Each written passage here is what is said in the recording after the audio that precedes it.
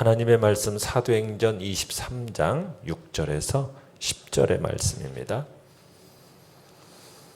신약성경 사도행전 23장 6절에서 10절 우리 한 목소리로 같이 읽겠습니다. 시작.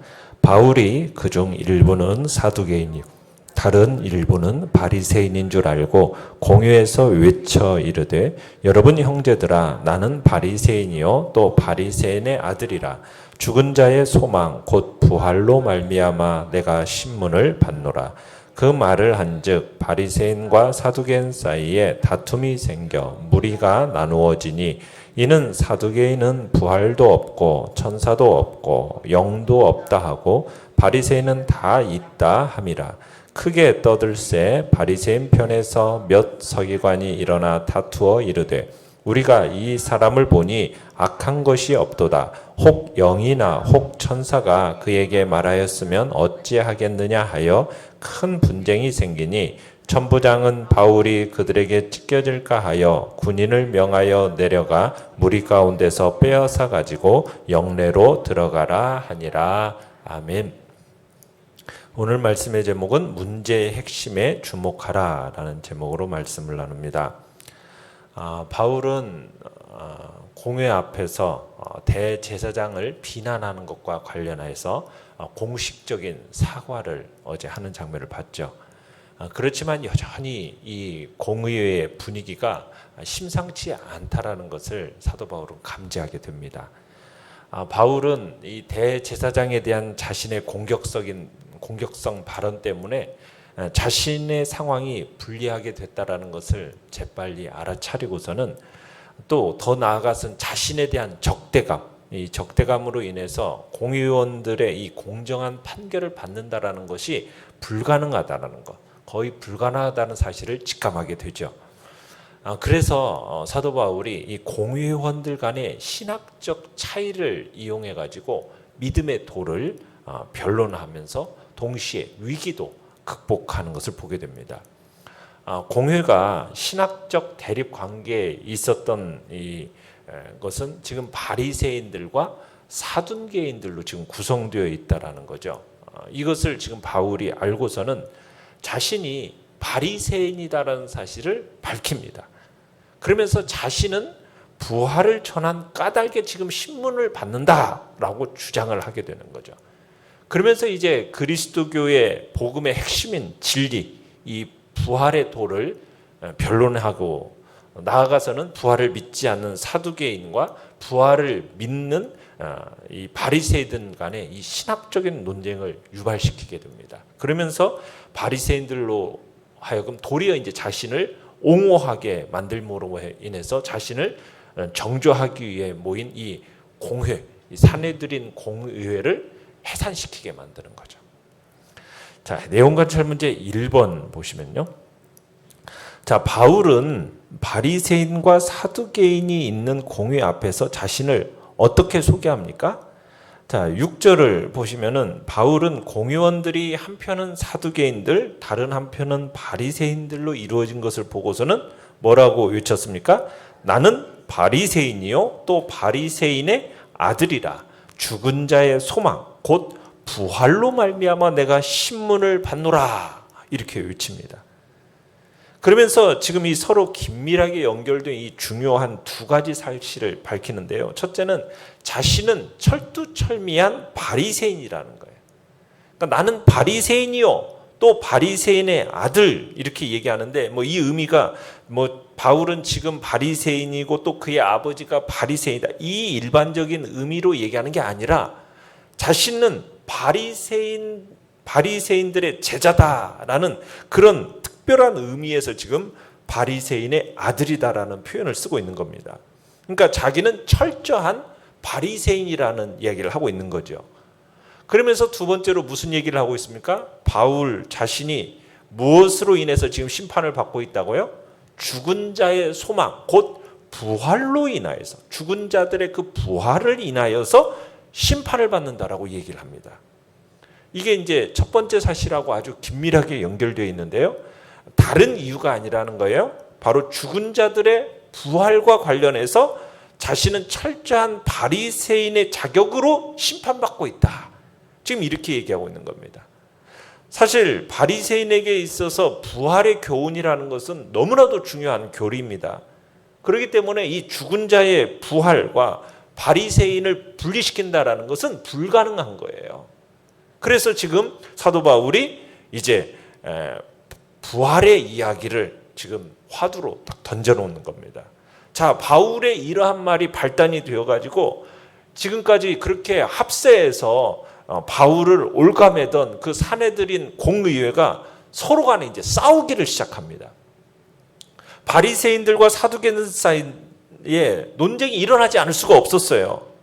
왜냐하면 바리새인들은 영적인 존재, 천사, 영웅, 또 사후의 세계 이런 걸 다 핵심적인 교리로 인정하고 있었지만 이 사두개인들은 어느 것도 인정하지 않았거든요. 그렇기 때문에 이제 분란이 일어나는 것은 불보듯 뻔한 일이었습니다. 사두개인들은 모세 오경만 인정했어요. 모세 오경만 권위 있는 경전으로 이렇게 받아들이고요. 다른 성경들 그리고 다른 전승 문서들 이런 것들은 인정하지 않았습니다. 그리고 또 이 사두개인들은 하나님이 일단 율법을 주신 후에 인간 사회는 관여하지 않는다. 그래서 이 사람들은 오직 인간의 자유의지만 있을 뿐이지 하나님의 섭리는 없다. 이렇게 주장하는 사람들이 사두개인들입니다. 그러다 보니까는 천사도 사탄과 같은 그런 영계 또 죽은 자들의 부활, 영생 이런 것에 대해서 내세까지도 부정했던 사람들이 사두개인이에요. 그러니까 이 사두개인들은 하나님의 인격성이라든지 또 내세라든지 이런 것을 인정하지 않으니까 오직 어디에만 집중을 하겠습니까? 현실 생활에만 인생의 전부로 보니까 현실 생활만 인생의 전부로 보니까 극도로 현실 추구로 나아갔고 이런 면에서 도덕성까지도 상실되어졌던 것이 바로 이 사두개인들입니다. 그러다 보니까 이 사두개인들이 대부분 제사장들이 많았어요.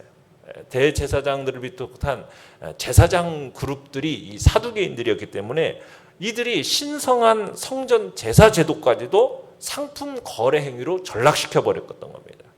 그렇게 민중을 기만하고 수탈하면서 자신의 이권만을 추구했던 사람들이 바로 사두개인들이에요. 그래서 이제 민중들의 어떤 혐오를 받고 있었죠.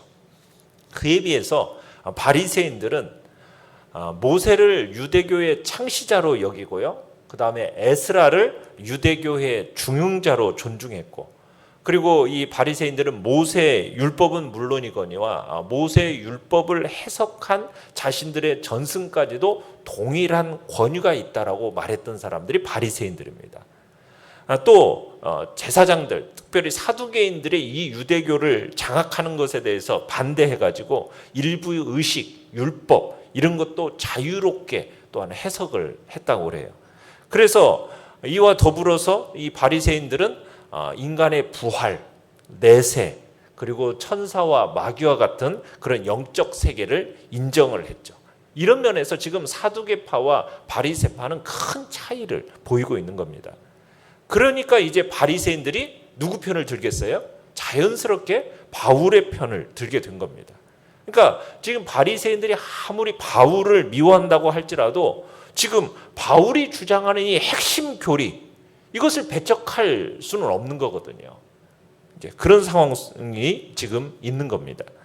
자, 내용 관찰 문제 2번을 보시면 바리새인 서기관들 중에 몇 사람은 바울에 대해 무엇이라고 말합니까? 자, 공회가 진행 중인데도 불구하고 지금 바리새인들과 사두개인들 사이 신학적 이견으로 말미암아 서로 크게 고함 지르고 막 소란을 피우면서 자신들의 주장을 내세웁니다. 바리새인들의 이 서기관 중 몇몇이 일어나 가지고 공개적으로 이제 바울의 편을 서기 시작한 거예요. 이 서기관이라는 사람은 어떤 사람이냐면 당시 율법을 연구하고 해석하고 필사하는 일을 맡았던 율법의 전문가들입니다. 자, 그런데 이들이 대부분 바리새인들이에요. 그러니까 이제 9절에 뭐라고 얘기해요? 우리가 이 사람을 보니 악한 것이 없도다. 혹 영이나 혹 천사가 그에게 말하였으면 어찌하겠느냐. 자, 이 변호에서 주목할 점은 뭐냐면 우리가 이 사람에게서 아무 악한 것도 발견하지 않았다. 지금 이렇게 얘기하고 있는 겁니다. 그러니까 무죄 선언에 버금가는 그런 중요한 말을 하고 있는 거죠. 자, 이로 인해서 사두개인들과 바리새인들 사이에 이 바울의 진술로 인해서 극한 논란에 빠지게 됩니다. 결국 바울이 위험에 빠뜨릴 수 있다라고 이제 천부장은 판단하고서는 즉시 군인들을 내려보내 가지고 그들 가운데서 바울을 이제 빼앗아서 진영 안으로 데리고 들어옵니다. 그 결과 이제 2차 변론은 또 1차 변론 때와 마찬가지로 갑작스럽게 끝나고 말게 되죠. 물론 천부장은 이 기회를 통해서 뭘 알게 되냐면 바울이 당하고 있는 이 고소가 율법에 관한 것이지 뭐 바울이 특별히 사형감에 처할 만한 어떤 투옥할 만한 범죄와는 아무 관련이 없다라는 것을 발견하게 되죠. 자, 연구한 묵상 문제 3번입니다. 자, 바울이 갑자기 논점을 부활의 문제로 전환시킨 이유는 무엇입니까? 자, 바울은 이 사내들이 공유의 이 바리새파와 사두개인들 사람들의 어떤 신앙의 핵심으로 인도하기 원했기 때문이에요. 신앙의 핵심. 그래서 바울은 자신을 고발하는 이 유대인들에게 맞서서 막 무죄를 증명하려면은요, 어떻게 해야 되는 겁니까? 지금 사도 바울의 얘기를 보면은 어떤 자기의 무죄를 증명하려는 데는 별로 관심이 없어요. 만약 자기의 무죄를 변호하려고 했다면은 뭘 주로 얘기를 해야 돼요? 나는 이방인을 데리고 성전에 들어간 적이 없습니다. 대제사장을 나는 모욕한 게 고의가 아니었습니다. 이것에 집중해서 막 얘기를 해야 자기의 무죄가 변호되는 거 아닙니까? 그런데 바울에게는 이 자리에서 안전하게 풀려나기 위한 어떤 무죄 증명을 위한 자리로 여기질 않았던 거예요. 바울에게 중요한 건 뭐예요? 이방인이 뭐 성전에 들어갈 수 있다 없다 이 얘기를 하는 게 아니고 구원을 받고 생명을 얻을 수 있느냐, 지금 여기에 집중하고 있는 겁니다.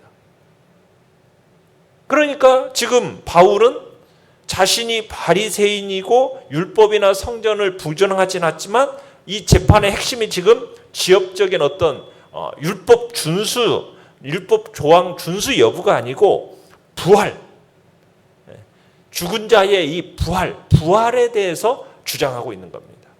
결국 이 부활의 얘기는 누구를 얘기하고자 하는 겁니까?